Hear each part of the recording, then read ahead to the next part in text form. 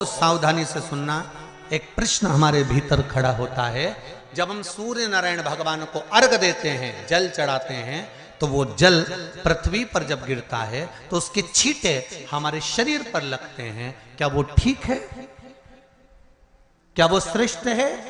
तो शिव महापुराण की कथा कहती है, जब हम सूर्य को अर्घ देते हैं, सूर्य को जल चढ़ाते हैं, वो पानी जब पृथ्वी पर गिरता है, उसके छींटे हमारे शरीर पर लगते हैं, तो वो श्रेष्ठता का भाव निर्मित करते हैं। वो गलत नहीं हो सकता।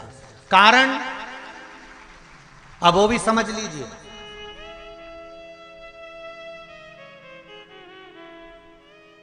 अब सूर्य नारायण भगवान को आप जल चढ़ा रहे हो तो छींटे नहीं लगे, उसके लिए क्या स्टूल पे चढ़ के चढ़ाओगे कि कुर्सी पे चढ़ के चढ़ाओगे?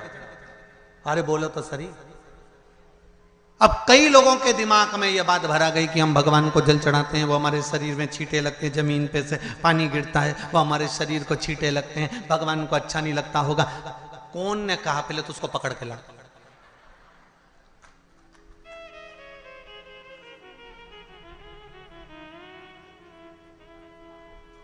क्योंकि मेरे राम जी महाराज, मेरे भगवान कृष्ण,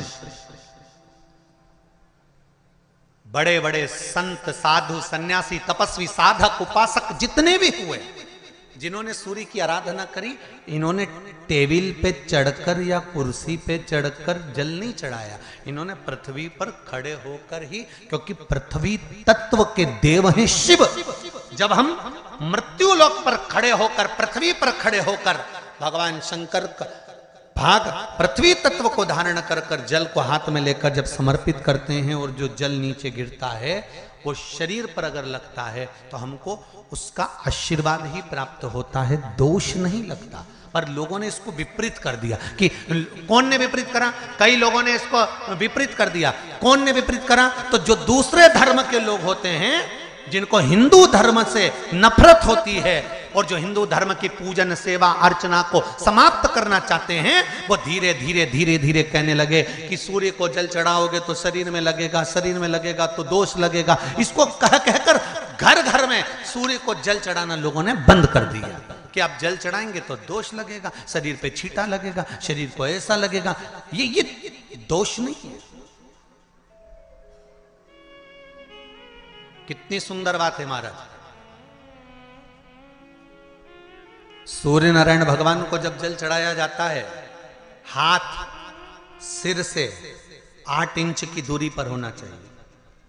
जम के बोलिए, सिर से कितना ऊंचा होना चाहिए? 8 इंच ऊपर अपना हाथ होना चाहिए मस्तक से सूर्य को जल चढ़ाते समय। और ना चांदी का, ना स्टील का, ना लोहे का, ना प्लास्टिक का, ना कांच का, ना सोने का कोई बर्तन, ना कांसे का, ना एल्युमिनियम का, ना पीतल का, केवल एक पात्र होना चाहिए, वो है तांबे का। काय का पात्र होना चाहिए? तांबे का पात्र। और सूर्य नारायण भगवान को जब 8 इंच ऊपर तुम्हारा हस्त है, और जब हम सूर्य को जल चढ़ा रहे हैं, कैसे जल चढ़ाना है वो भी समझ लीजिए। अगर कोई कैंसर का मरीज है, जिसके चेस्ट में कैंसर आ गया हो, लेफ्ट में, राइट में कहीं पर कैंसर आ गया हो, या कोई गठान आ गई हो, तो महाराज आप जल चढ़ाते समय उस जल की धार को सूर्य भगवान को जब चढ़ा रहे हो, तो धार आपकी गठान की ओर जाना चाहिए, जिससे सूर्य की किरण उस जल में से आपके उस स्थान पर पड़े, उस जगह पर पड़े जहां पर गठान है। महाराज आप लगातार जल तो चढ़ाना चालू करो, अच्छे अच्छे डॉक्टर फेल हो जाएंगे और कह देंगे गठान ठीक हो गई।